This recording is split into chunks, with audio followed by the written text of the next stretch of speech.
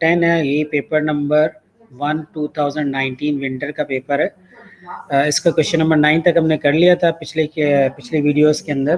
तो question number 10 है, इसके अंदर देखें 10 क्वेश्चन नंबर में क्या होगा कि if y is inversely proportional to x, ठीक है ना।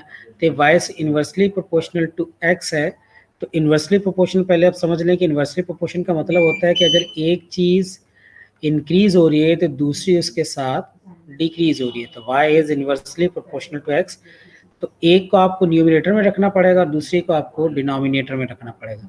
तो इस तरह करके मैंने लिख दिया y is inversely proportional to 1/x। अब y इनवर्सली प्रोपोर्शनल को आप लिख देंगे इधर इज इक्वल टू, और 1/x की जगह आप लगा देंगे k कांस्टेंट और into 1/x which becomes k1 k upon x हो गया, ठीक है।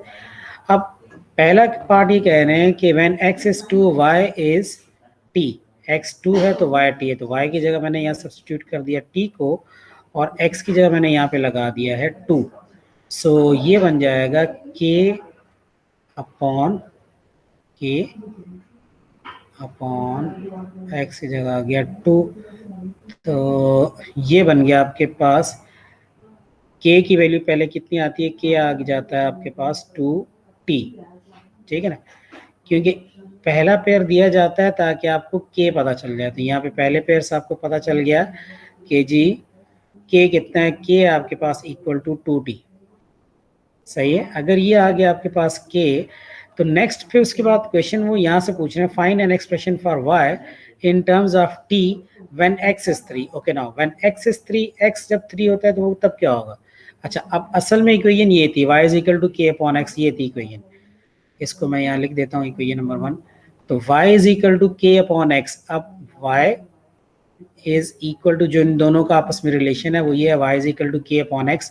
अब k की जगह k की वैल्यू आपने अभी भी कैलकुलेट की, that is equal to 2t, तो ये मैंने k की जगह लगा दिया 2t अपॉन x की जगह मैं लगा दूंगा x की value, that is when x is equal to 3, तो y हो गया 2t अपॉन 3। तो ये दैट्स इट, बस ये आंसर आ गया आपके पास 2 नंबर का। ये आपने y की वैल्यू बता दी जिस इन टर्म्स ऑफ t, इसके अंदर t है सोल्यूशन के अंदर, ठीक है। तो ये हो जाएगा आपके पास इसका क्वेश्चन नंबर 10, ठीक है। अच्छा, अब आगे चलते हैं नेक्स्ट में।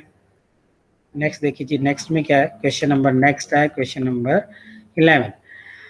अच्छा, क्वेश्चन नंबर 11 पे देखें 4500 मल्टीप्लाई है, एक मिनट, क्वेश्चन नंबर 5 भी देखते हैं। मैं पूरा क्वेश्चन 5 भी आपको करके दिखा देता हूँ।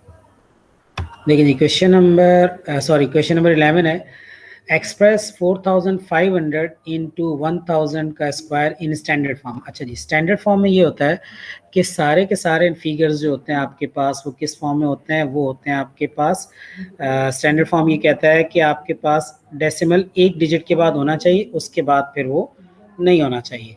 तो मैं इसको सबसे पहले 4500 को अगर मैं लिखूं तो मैं इसको लिख सकता हूँ 4.5, पहले तो इसको मैं स्टैंडर्ड फॉर्म में लिखता हूँ 4.5 और 4500 है तो मैं इसको लिखूंगा 4.5 इंटू 10 रेज़ पावर 3, क्योंकि 4500 में डेसिमल नहीं है, यानी कि डेसिमल यहाँ पर है बिल्कुल लास्ट में, तो वहाँ से 3 डिजिट आगे मूव करेगा 4 और 5 के दरम्यान में आने के लिए।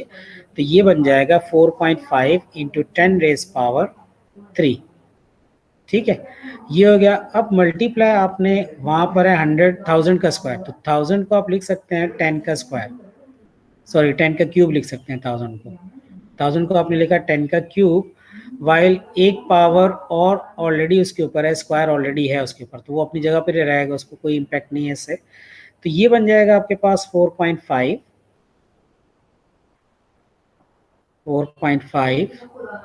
Into 10 rays power 3 into 10 rays power 3, 2 ज़ा कितना हो जाएगा, 3 और 2 आपस में मल्टीप्लाई हो जाएंगे, तो हो जाएगा 6, 10 rays power 3 into 10 rays power 3, 2 ज़ा 6। सो ये हो जाएगा आपके पास 4.5 into 10 rays power 6 plus 3, basis same है तो पावर इसकी हम ऊपर से ऐड कर देंगे, ठीक है। सो अगर बेसिस सेम है इसकी तो पावर इसकी जो है ऊपर से जो है वो इसकी ऐड हो जाएगी, तो हम यहाँ पे लिखेंगे 4.5 इंटू 10 रेज़ पावर 9, ठीक है। सो ये हम यहाँ पे लिख देंगे 4.5 इंटू 10⁻⁹ ठीक है। थोड़ा सा शोर आपको आ रहा होगा, ये होगा, ठीक है जी। 4.5 इंटू 10⁻⁹ हमने लिख दिया। ये है हमारे पास क्वेश्चन नंबर 11 का पार्ट ए, ठीक है जी। आई होप कि यहाँ तक आपको समझ में आ गई होगी, ठीक है जी।